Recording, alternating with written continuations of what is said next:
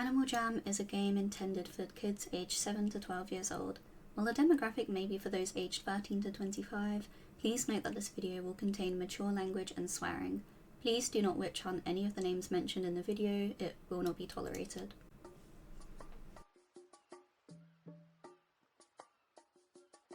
Yeah, this game has changed. Animal Jam? In 2025? What are you, 13? Oh, I'm sorry, Animal Jam Classic. I forgot about Playworld, which is now just Animal Jam. Animal Jam was a part of the online social games genre that defined the 2010s for many young people. This genre included titles like Club Penguin and Mushy Monsters, and was a staple of the unsupervised child with internet access starter pack. Similar to other games in the genre, players could complete minigames, socialize in chat rooms, and show off their customizable avatars, which consisted of a variety of animals.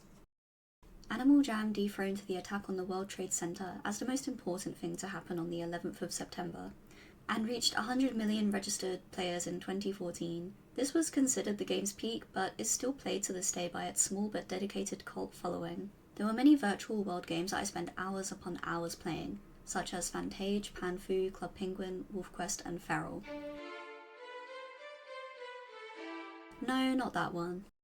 WildWorks' other game, Feral, shut down due to financial problems and released an NFT game called Cinder, which ultimately failed. It's a shame they took this risk with their investors and went in the trendy direction of NFTs, because a lot of people had dedicated their time and money, like myself, to the game, only for it to be shut down, with very little advertising. Also, I really missed the minigame Do or Die. However, the game I dedicated most of my time to was Animal Jam. What made this game stand out for me most was the ability to trade, and the excitement you got from getting your dream item, the influencer community, and discovering glitches that got you swamped by crowds. When I decided I wanted to revive my YouTube channel, I knew I wanted to make a video on Animal Jam, or probably more than one, because I spent a great deal of my teens on it.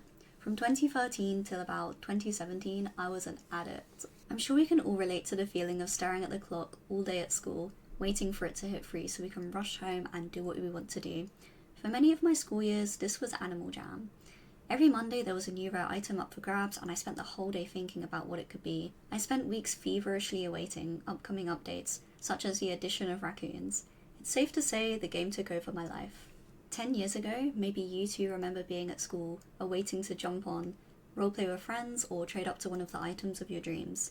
I am longing for those days. From jam ambassadors and content creators to personal experiences of interacting with these famous jammers, today I wanted to make a long format deep dive video just talking about the game's most memorable moments, most of which were positive. One or two, not so much. I'm looking at you, Wumu. Or of prioritizing trading over friendships to being scammed, and even being banned over a glitch that could allow you to swear. Izzy ZZZ with 6 Z's made a great video talking about the game, and I highly recommend you check it out. And one of the few remaining AJ content creators today still uploading, known as Keck AJ, also did a video a couple of months ago diving into the history of Animal Jam, which also inspired me to come back to the game. And I just love hearing about people's experiences within the game, from videos to comments. If you'll hear from any of my previous videos, surprise surprise, I used to upload Animal Jam content, I just privated it all. I'll be reusing content from my previously uploaded videos, so sit back and enjoy as I yap.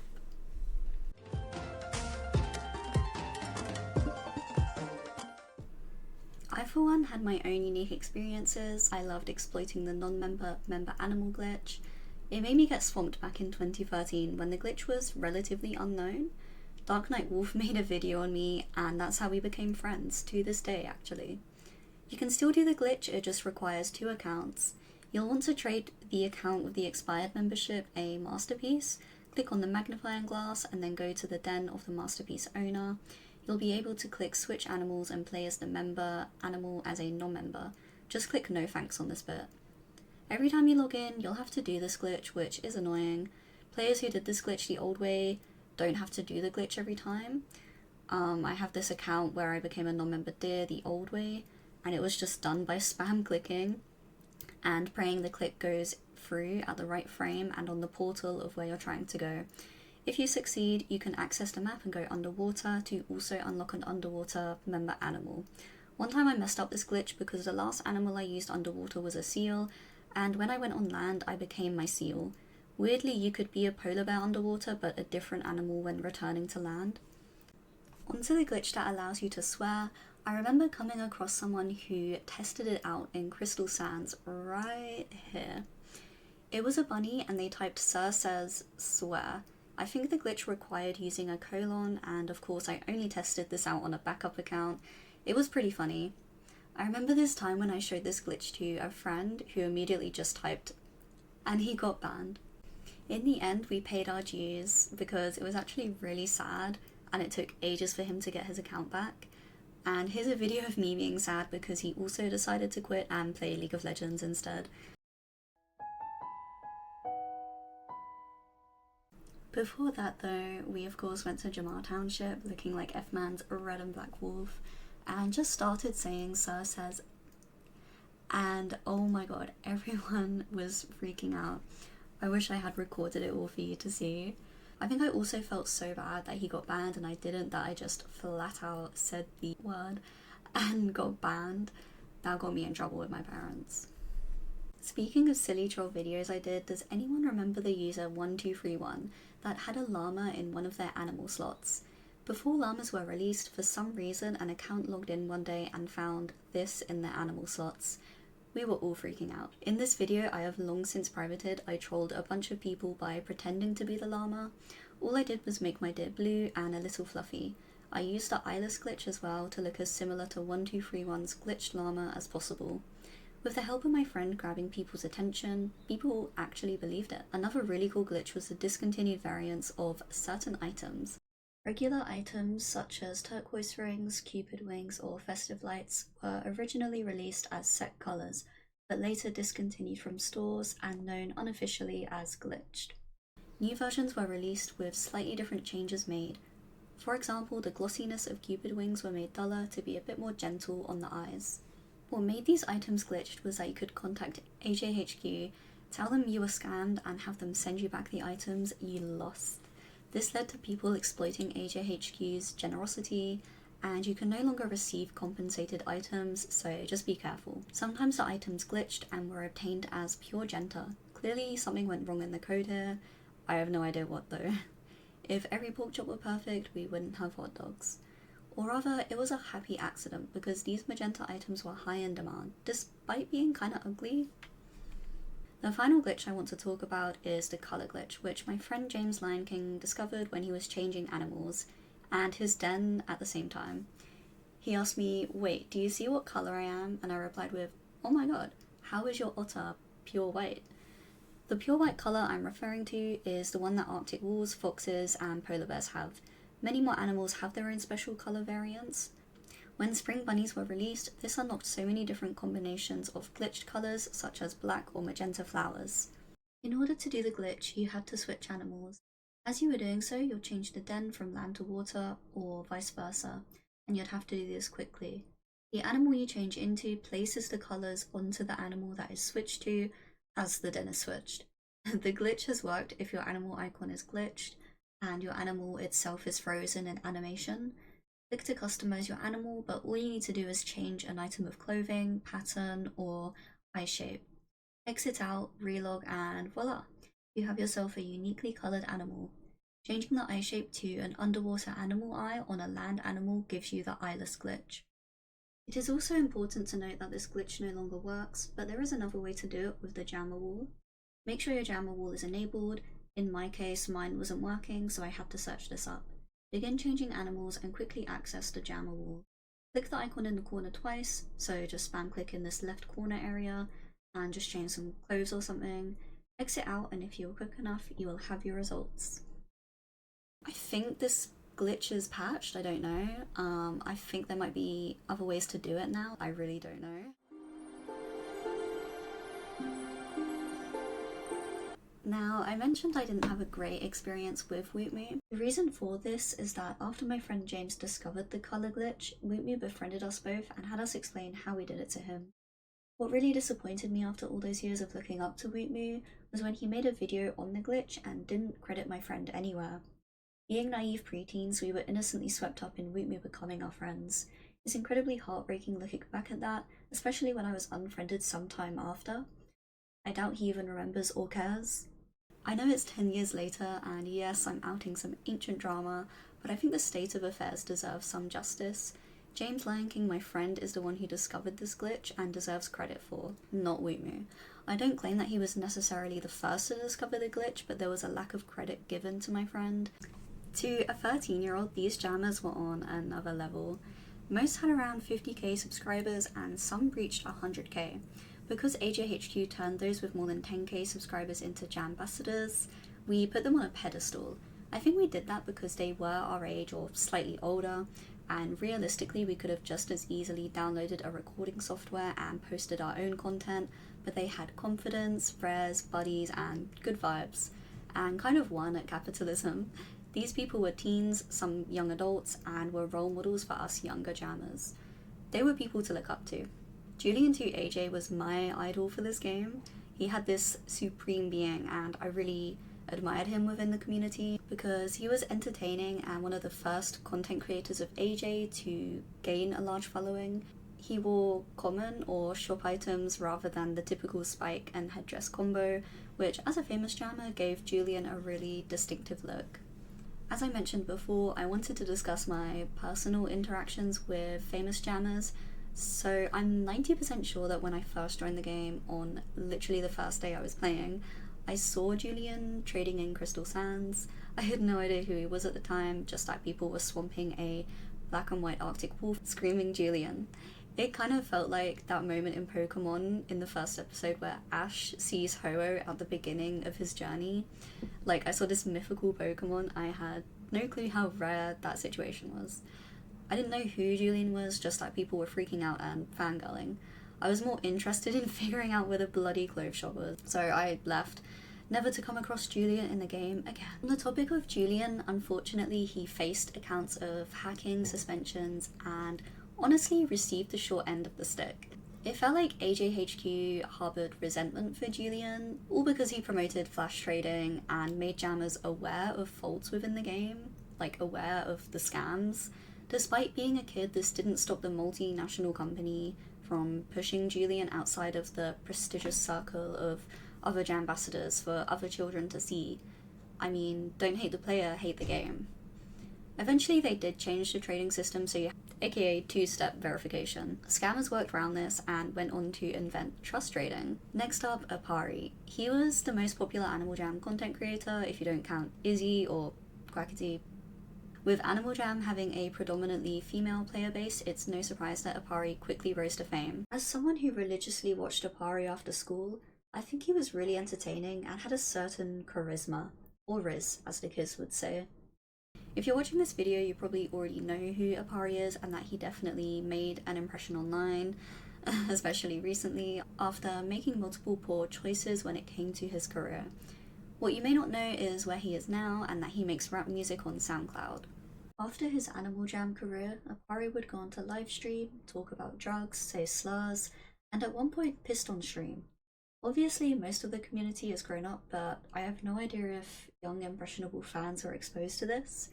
I grew up watching Leaf Years here and I turned out just fine. Apparently, he got his hands on a Milky Tiara which randomly disappeared one day and was probably sold for money on eBay. Yes, there's a real money-based market in this game. I genuinely hope he gets the help he needs if he still needs it. I sent a message a while ago and he said a really nice reply. Aside from that, the other brief interaction I had with Apari was on stream. He actually read out a comment I put despite the chat being spammed by fans, which said, "Goodbye friends, ... and Apari." Of course it was a joke, I like to make people laugh, and he did laugh, so I assume that wasn't what sent him into a spiral. To focus on more positive examples of the community, Snowy Claw now works at WildWorks, the company behind Animal Jam, which is amazing. I bumped into her once in the game, and she was so friendly. Wisteria Moon is also doing really well, and I regret not watching more of her videos. I mean, I think we've all sinned brave. In a Reddit post, she says that she is working, travelling, and living in New York City, which is great to hear. Julian is doing really well too. He posted a video 5 months ago about his swimming, and he clearly has a ton of friends and has moved on from AJ, which I could say the same. A final personal favourite of mine was Patchy Alpha. He made videos talking about drama, exposing people, and generally used edgy humour while talking about some of the community's darkest moments. I'd go as far as to call him the moist critical of Animal Jam. And his intro was a parody to Aliyah's loud ass intro.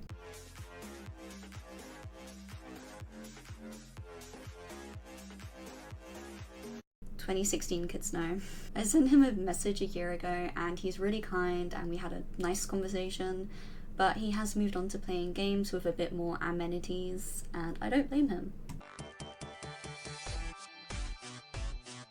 Trading is what makes this game stand out from other virtual worlds. It has everything other games like Club Penguin has and more. As an introvert, the rarity system was my favourite aspect of Animal Jam, just running around and trading. Items like gazelle horns, gloves and fox hats were highly sought after. They were beta items. Now, discontinued items like the headdress determines a person's worth. If 2013 me knew what trading in 2025 would be like, I would simply pass away. 2011 jammers probably feel that way about 2013, after the rare items like top hats randomly re-entered stores. The rare tag was eventually added in 2011, which ironically didn't actually indicate an item's worth, and I'll explain later on why. Regardless, this commenced Animal Jam's economy, drama, and much of its replayability for some players. If you check the AJ Wikiworth, you'll notice that the economy is fucked. Of course, spikes have and always will be worth a lot. Black longs feel more like a currency. Okay, let's have a look at... oh. 9 collars. 35? And that's jumping from 18 to 19. 35 for a light pink headdress. The gap between new players and the old ones is increasing more and more. This effectively can be compared to other markets such as CS2 and the crush of value of skins. This is due to Valve introducing an update that gave regular players a chance to get knives or gloves from opening crates. As a result, Valve was able to regain control of the ecosystem on Steam and possibly kill gambling for some players. Another well-known game, Team Fortress 2, had a hat market with Burning Flames Team Captain hat reigning as the most desirable item in game at $16,000. Rare Items by Emp Lemon covers this topic really well. When items are easy to obtain, they have less demand and less value. Headdresses and head feathers in Animal Jam are no different, as they were removed for cultural appropriation concerns and increased their value exponentially. I don't want to encourage buying or selling items outside of the game because it can get you banned, but out of curiosity I did look up the worth of items on sites like Etsy and eBay. The Forgotten Desert adventure being added to the game was a big reason for Animal Jam's market crash. Spikes, gazelles, and den betas, just to name a few, were once again obtainable, not just through trading, but for members only who played the adventure until around 2021. Just like CSGO, both communities have been split down the middle of whether or not it was a good thing to do this. It was more accessible for new players who were also financially contributing to the game to obtain rare items. In Animal Jam, I don't think there are any cases as extreme as people ending their lives over rare items becoming widely more available. In CSGO, suicide hotlines and mental health awareness has been spread on places like Reddit to help people cope with such updates. I feel bad for new jammers joining the game and genuinely wanting to get into trading. Since 2021, minor tweaks have been made to the Forgotten Desert, removing spiked collars. Personally, I can't trade anymore without being extremely paranoid about an item's worth, and I use the AJ Wiki like it's a Bible. This makes trading for me a really overwhelming experience and nothing like it was in 2013. Where making a small mistake like accepting an undertrade or even being scammed didn't set you back that much. I guess it's a good thing that we now have Play Wild. The game is so fun and you can even trade rare playable animals. This is a great game for kids getting into Animal Jam to play. Unfortunately, with trading in any kind of game, there was bound to be scams and hacks. Fman122 was the Herobrine of Animal Jam, known for sending glitched jamograms and hacking or even banning people's accounts. Many players would log in and find all their items gone. F-Man even teamed up with a member of AJ's staff to steal parents' email addresses and their accounts. The glitch jamograms were actually fake, nothing but a hoax, but it made for some really cool creepypasta fanfictions, and with every bad boy, there of course comes fan art and shipping. Sexy Tumblr Man, as Izzy calls it. F-Man had a huge influence on the game. Animal Jam wouldn't have been the same without him. Tragically, so I have heard, he has passed away. I have no clue when this happened, nor why, or how old he was. However, he didn't deserve to lose his life. May he rest in peace. As for scams, there were a ton of different methods people used. I was only scammed once, but it does hurt to think about. I lost my beta tiara. It was so dumb as well. They basically said that because this colour of a pool wasn't in the shop, that made it beta. In my head, I guess it made sense to trade the beta tiara, the item which had high demand, for the pool, an item of which I'd never heard of being rare or even desired. I kept the pool just in case. So now we're going to check together and confirm whether or not a chunk of my childhood was taken from me. Okay, so it's possible that, like, it won't even come up. Pool table, hit collection. On another occasion, I nearly got scammed. This person in Jamar Township said they could duplicate items. I asked them if they could duplicate my headdress, and of course they instantly replied, yes, I can. They told me to inspect the element and send a picture of what it showed. This was before the game was downloadable and on desktop. I guess from there they could get my password. I was cheeky though. I gave them a screenshot of my alt account which had nothing on, and when they logged into that account I really didn't have a good gut feeling about the whole thing. So I called them out, blocked them, and changed the password. The other time I was almost scammed, this person was obviously on 2 different accounts. This non-member tiger came in with nothing but a summer carnival snake on their trading list. The person I was trying to trade for, I don't know, their party hat, said, "Don't mind them, that's my cousin." Anyway, he or she said I don't want all the rares you're trying to trade me for my party hat, but my cousin does. And if you then trade me the snake plushie for the party hat, we'll all be happy. I traded all but one of the items we agreed on because my gut was telling me this doesn't feel right. I then said I know it's you on both accounts. The cousin started using the crying emotes and this other guy was crashing out on me. They then tried to gaslight me and come up with some kind of sub-story that they were terminally ill. I can't really remember. So I blocked them both and left, feeling quite proud of myself for spotting this deception.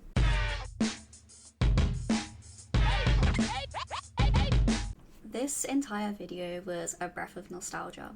Some topics I didn't cover yet include the yellow penguin raid that a popular YouTuber called Quackity started. You can literally not say the letter Q in this. Thanks to his huge audience, the entire game's servers were completely full, but this caused players to experience lag, crashes, and the chat system was so closely monitored that most words were being banned. Unfortunately, innocent users who happened to be in the room at the same time as the raiders were banned, wrongfully. It was also trending on Twitter at the time. Also, on the topic of nostalgia, Animals being hyped up and released was literally so peak. Like when Kangaroos came out and only 1 or 2 people had it because it was only released in Australia. The gift card available was a whopping $50, and as a kid with no concept of finance, I was begging my dad for this gift card.